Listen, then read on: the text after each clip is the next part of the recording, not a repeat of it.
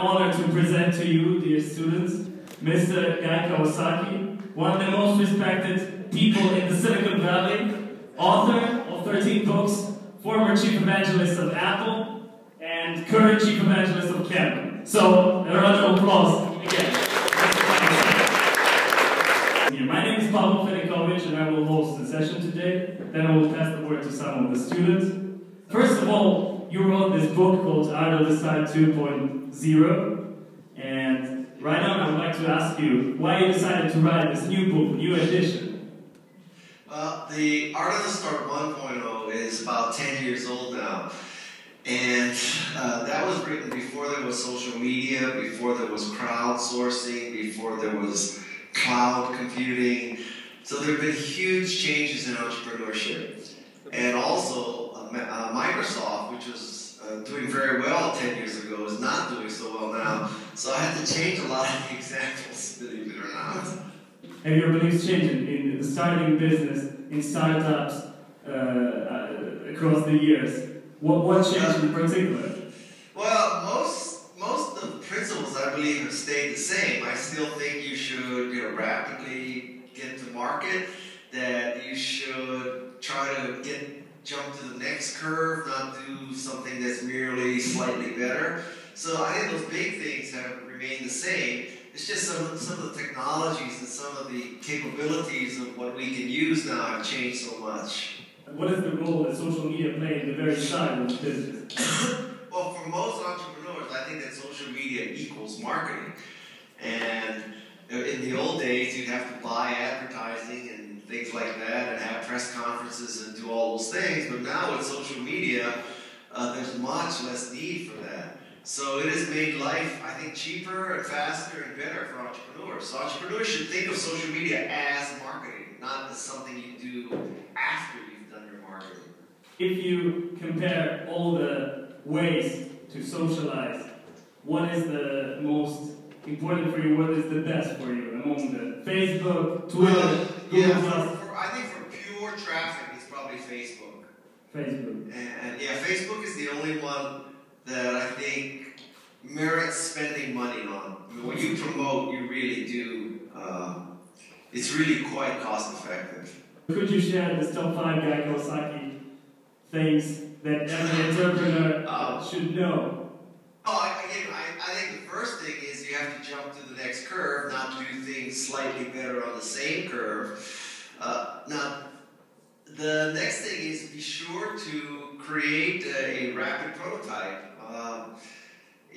Eric Ries calls this the MVP, the minimum viable product. I call it the MVVVP. The extra V's are not only should it be viable, it should also be valuable or important. And it also should be validating in the sense that it helps you validate your vision for the company. So it's not simply a way to make money, but it validates what you're trying to do. Okay. And then I think you need a co-founder because fundamentally in every startup there needs to be 2 things done. One is someone has to make it, and second, someone has to sell it. And so you need at least those 2 kinds of people. There are many students actually in this room, the majority of them are students. So could you share any advice for students who start their own business?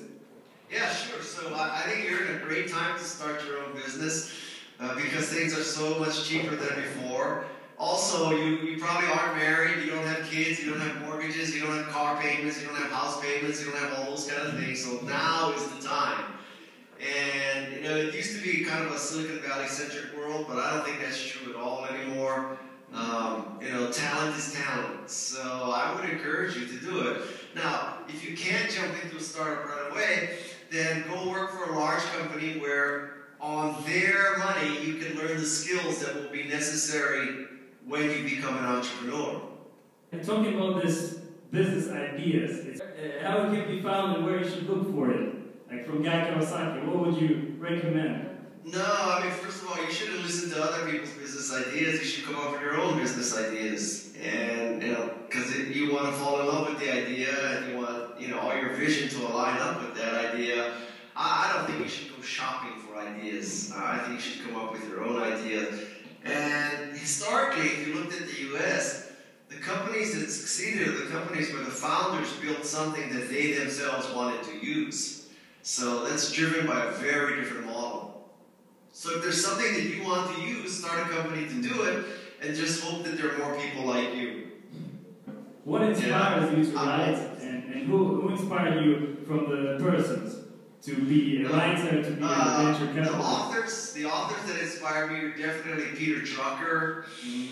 There's a woman who wrote a book called If You Want to Write by Brenda Hewland.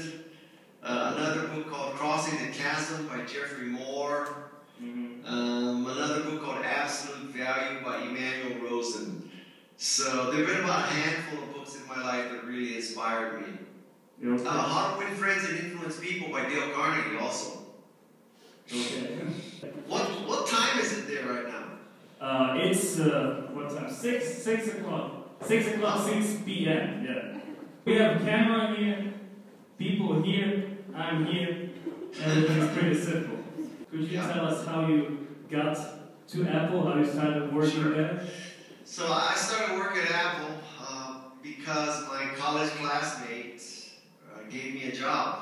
So that's a very important lesson. I didn't have the right background for the job. I didn't really know anybody else for the job. So, look around this classroom and make friends with people, because someday they may get you the job that launches your career. It's, one of the main benefits of going to school like this is the people you meet, not necessarily just the knowledge that you gain. Yeah, and how it was to work in this Macintosh division? It was fantastic. Working for Steve Jobs was so stressful. He was such a difficult person to work for, but it was such an amazing experience. He taught me so much. I would not be where I am without Steve Jobs. Okay, but he was a tough guy to work with, right? Very tough guy, yeah. But still very inspiring. And I know you guys are used to dealing with tough guys because you have a tough guy neighbor, right? Yeah, that's for sure. They are not like Steve Jobs. I hope not. Yeah. What do you know about Ukraine? What is Ukraine for in your imagination? How it is? I don't know. I've been to Russia, and I've been to Poland, and I've been to a bunch of Western Europe, but I've never been to Ukraine. So tell me, what's it like? We in the United States, we think, I don't know what we think. We think there's war constantly there. Obviously, you guys are sitting in a classroom. What do you think about Apple today? How you? Apple today is financially doing so well. It sells millions of everything it makes. I just hope that it's working on something that leapfrogs Macintosh, the way Macintosh leapfrogged Apple II. And it cannot just continue to make bigger, thinner iPhones, right? Yeah.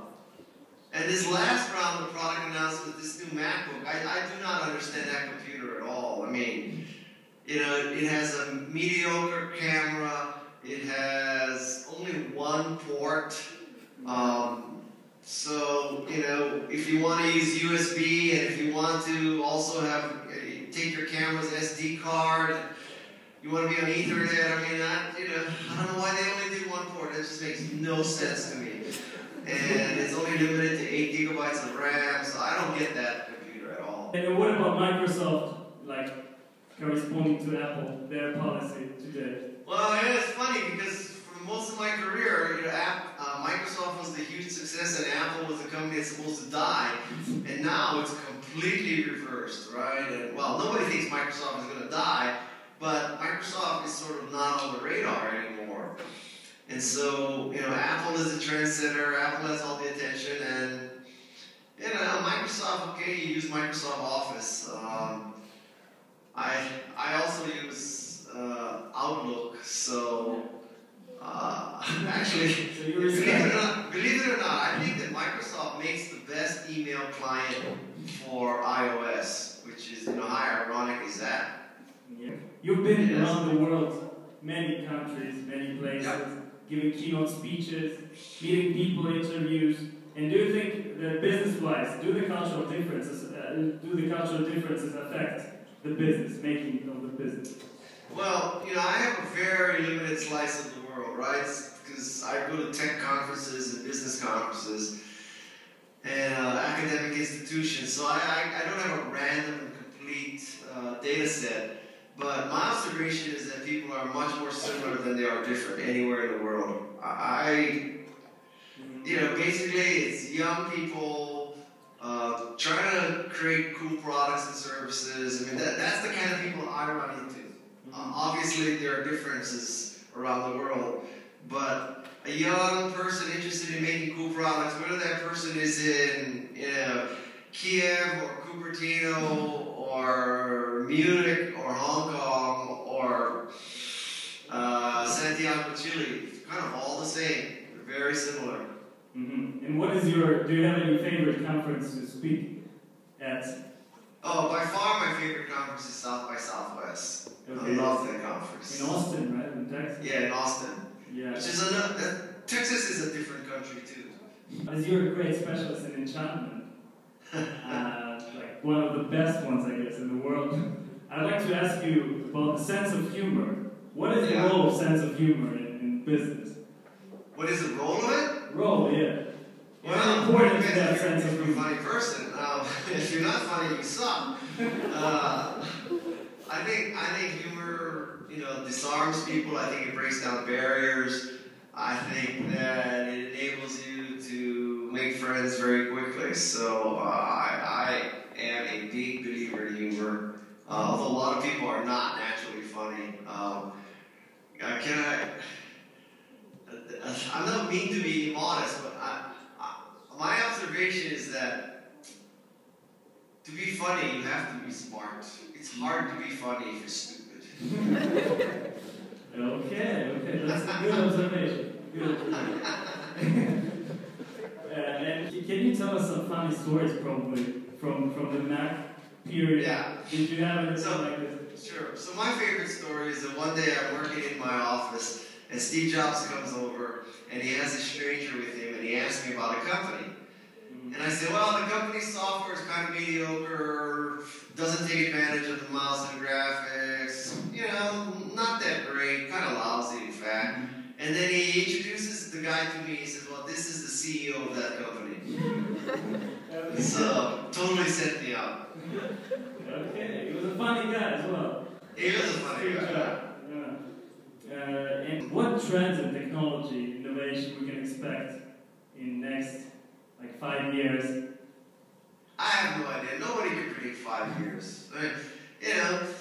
5 years ago, people thought MySpace would control the world. Today, MySpace is gone. Facebook controls the world. So it's all bullshit. Nobody knows. All right. Okay. I leave it to people like you to invent the future, not listen to people like me tell you what the future will be. Yeah, I was talking for too long, I guess. I want to pass some word to our fellow students. Hello, my name is Diana. I'm a law student, and actually there are a lot of law students here. So, when I was reading information about you, I found out that you entered law school and you dropped out after 2 weeks because you hated it. Yes. Why is it so? Why did you hate it? Well, I don't know about Ukrainian law school, but the U.S. law school, they basically tell you that you're crap and they're going to remake you into something good, and I just could not handle that. Somebody told me they're going to remake me, so I decided that I would not put up with that. I just want to tell you, leaving law school was a very good decision for me. I don't think I would be happy as a lawyer, although I would be a great lawyer. What role education plays in startups and starting business? Do you really need university education, or as Steve Jobs, you can just drop out of college? Well, I don't think we should all compare ourselves to Steve Jobs, because if we all compare ourselves to Steve Jobs, we're all going to come up losers. He did it without a college education. So did Steve Wozniak. Bill Gates dropped out. Mark Zuckerberg dropped out. We're seeing a pattern here of dropping out. This doesn't mean that if you're clueless and stupid and you drop out of school, that doesn't make you Steve Jobs. Okay, you're just an uneducated, clueless, and stupid person. So I don't think the key is dropping out or not. My thought is that I think most people should go through college, that in order to be happy throughout life, you need that level of education. And sure, there are people who can drop out and quit and start a company and be successful, but I think that's so rare. And so I would not recommend that. Okay. It's kind of like, you know, in a sense, it's like professional athletes, right? So if you find someone who's so promising as a tennis player and could possibly become one of the top tennis players in the world and drops out of school to do this and then achieves this, you know, fantastic, right? But think of all for that one tennis player to achieve that, there's probably 10,000 other kids who were promising tennis players, and if they had all dropped out of school and only one of them succeeds, what happens to the 9,999? Well, then they're, you know, I don't know what they're doing, but they're not playing professional tennis, and, you know, they're not going to get a job at Google. What would you say to your younger self, like at the very beginning of your path, to yourself as a student? What would you recommend right now? I would recommend not quitting Apple, just stay at Apple. I quit Apple twice. I should have just stayed. I'd make a lot more money. Hi, my name is Alina, and I'm also a law student. I wanted to ask about, I saw your interview about mission statements, and right now we're trying to establish an international organization. It's not a company, but we also need to write this mission statement. And can you probably tell a little bit more, how to make it more understandable for people? Because as I understood, you need to make it shorter and yes. More memorable for people. Yes, memorable. Yes. So first of all, I don't think you should make a mission statement. Mission statements are usually 20 to 30 words long. I think you should make a mantra, and a mantra is 2 or 3 words long. And so people can remember 2 or 3 words, and it's much more powerful. I think that less is more. So I would not advocate a mission statement. When you have a mission statement, you try to cover all the bases, you know, all the customers, all the shareholders, all the stakeholders and everybody, and, you know, the environment and everything. And really, you know, I mean, imagine if Nike's slogan were 50 words compared to just do it. And I think Nike would be a better company. I don't. So I'd like to ask you about this Art of the Side 2.0 book. What you actually added? Like, what are the key points you added there? Well, it's 65% longer, just at the high level quantity. I added cloud computing. I added a whole chapter on social media. I also say in the book that you don't have to write a business plan anymore. That's just not necessary. So there's some big changes in that book. I liked very much your presentations rule, like how you should pitch. Could you share this with everybody? So, yeah. This is amazing. My presentation rule is called the 10-20-30 rule. And it means that there should be 10 slides in your presentation. You should be able to give those 10 slides in 20 minutes. And the smallest size font is 30 points. And if all of you would just obey that, your presentations would be better than 95% of the people in the world. Okay, thank you. Just that. If you just did that. And talking about your current post at Canva, Yes. Why have you decided to take on this company? What you saw in the company? Yeah, well, you know, I believe that in order to succeed today, you have to have graphics. The graphics create greater attention and understanding. And Canva democratized graphics. It enables people to create beautiful graphic designs without Photoshop skills, without learning Photoshop, all that good stuff. And so I think that, you know, Apple democratized computing, and Google democratized information, and eBay democratized commerce, and Canva's going to democratize design. So that's why I'm here. Do any of you use Canva already? Nobody? Yes, there are people that use. Okay, can you share your experience in using it? Hello, my name is George, and first of all, I want to thank you, first of all, that you're here obsessed about Japan. Yeah, really. And when I was there, I loved maybe ramen dish. Yeah, sure. My idea is to create this dish in Ukraine, really. And for Japanese government in Ukraine, they said to me that I should create my presentation about this dish. And I'm using really the Canva to do this. And it really helps me, and that's why I want to say thank you. Thank you a lot, really. Hello, my name is Katya.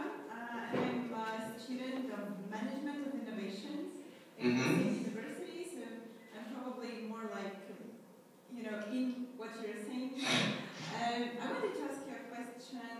Many of my classmates, we are graduating this year, and many of them say that we all want to start our own business because everybody understand that it's a good idea, it's the way to make more money. But all of them say that probably it's a good idea to go and work for some big international company and gain some experience and see how things work. But to my opinion, it's probably a better idea to start one business and fail, start another one and fail again, and then start the fourth one and succeed.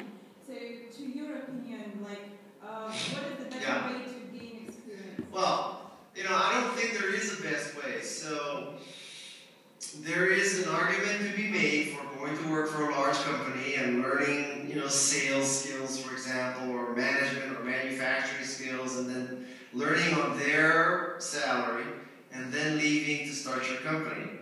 But then there's the other theory of you just go out there and do it right away. And I don't think there's a right or wrong answer. There's just what works for you or what doesn't work for you. So either can work. And I would hesitate to tell you you have to do it one way or the other because it's simply not true. There are multiple paths to success.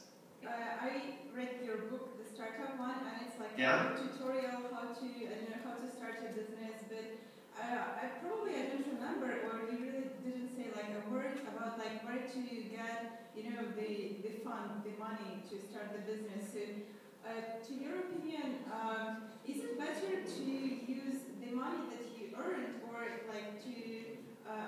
to take a credit or to borrow money from parents? So it's probably very different. Well, just like your previous question, there's no right answer to this too.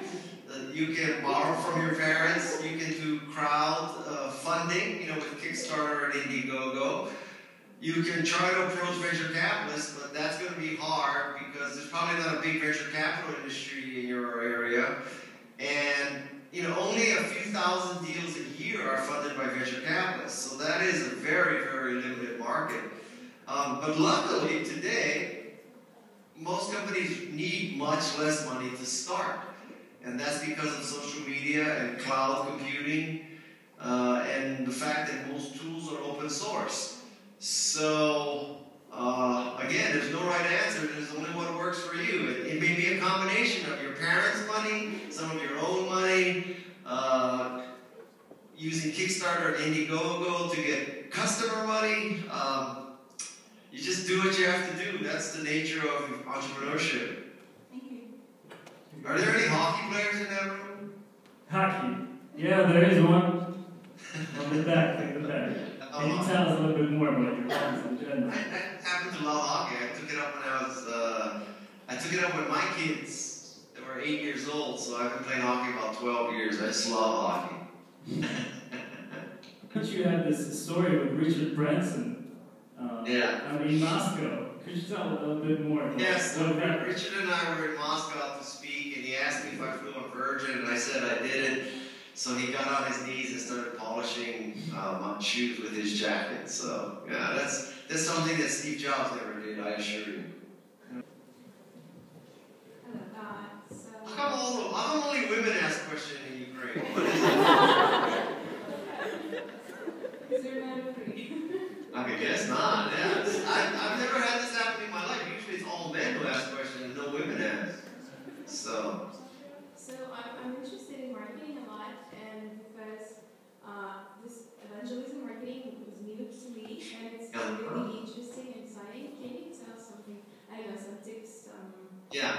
So evangelism is a very pure form of marketing.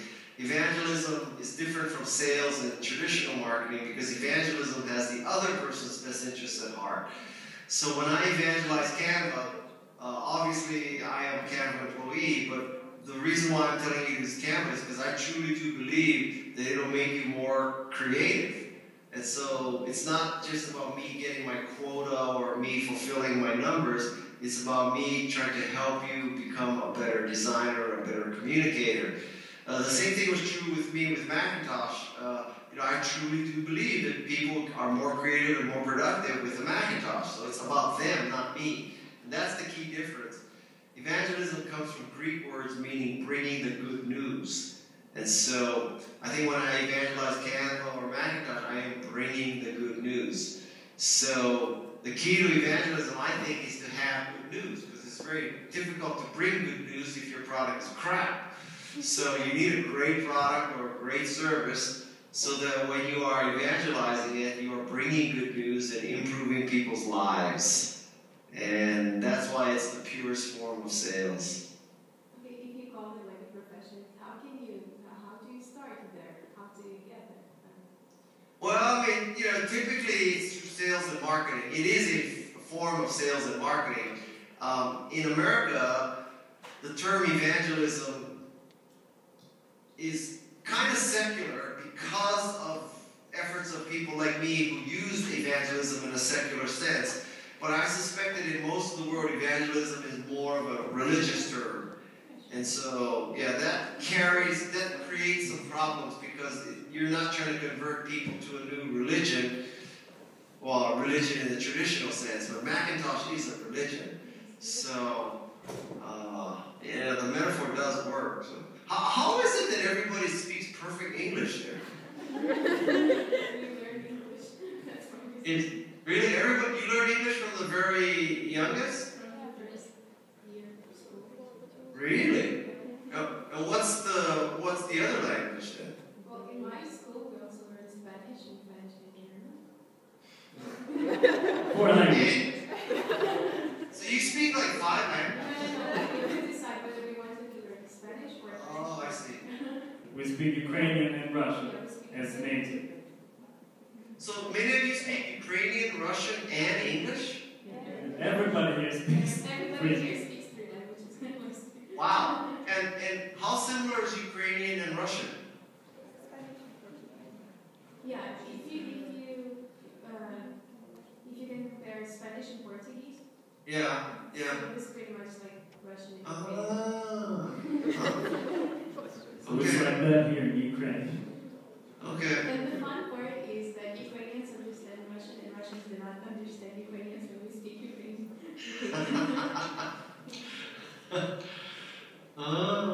You guys are in an interesting situation. I don't. Maybe you guys can explain that to me. Like, what's going on? When you're in the United States, you only get what CNN says, right? Or the New York Times. We have really no idea what's really happening. So, We have 2 major parts, Western Ukraine and Eastern Ukraine. Eastern Ukraine is more close to Russia. Western Ukraine is more close to the Western world. Okay. Now, all of you are on the Western side, philosophically. We're in the center. Kiev is in the center of Ukraine. There is a Dnieper River dividing Ukraine into 2 parts, and Kiev is in the very center, but it's more pro-Western. Yeah, it sounds very complex. Yeah, but you should come visit. You should come. Kiev is safe. We're always we always wait for you here. And how big is Kiev? How big is it? 3 million people. Oh, that's big. Wow. Like officially 3 million people. How many people are in Ukraine total? 46, 7 million. Oh, it's a big country. Wow. It's the biggest in Europe by territory. Really? Yeah. It's bigger than the US. Really? Well, certainly you should be able to get ramen there. Is it like ramen with beets? No, that's not the same. It's absolutely Yeah. different. We have to different. here, it's not the same. When I was in Moscow, all I had was beets. Yeah, but it originates from Ukraine. It's called borscht. Yeah, yeah. Yeah, and it's a Ukrainian dish. It is? Maybe Richard Branson and I will come visit. Richard Branson visits Ukraine in a Yeah. month. Yeah, he will perform on one of the conferences. So probably you should call him then and say, Go shiny shoes if you go. it's a pleasure to speak to you actually. Well, thank you. I hope. Now, you know, Art of the Start 2.0. Can you get it in Ukraine already? I don't even know how that works. It is not translated here.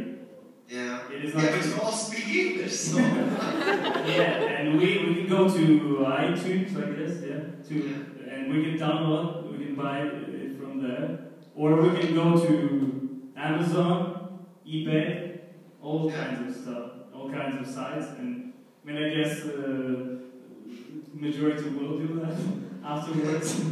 I hope so. Well, thank you very much, and yeah. you know, I wish you great success in your academic and professional careers, and may you all start companies, and you know, start the next Skype or start the next Google, and change the world. Yeah, thank you very much. But can we take a big selfie with you? Can we take a picture? Yeah, okay.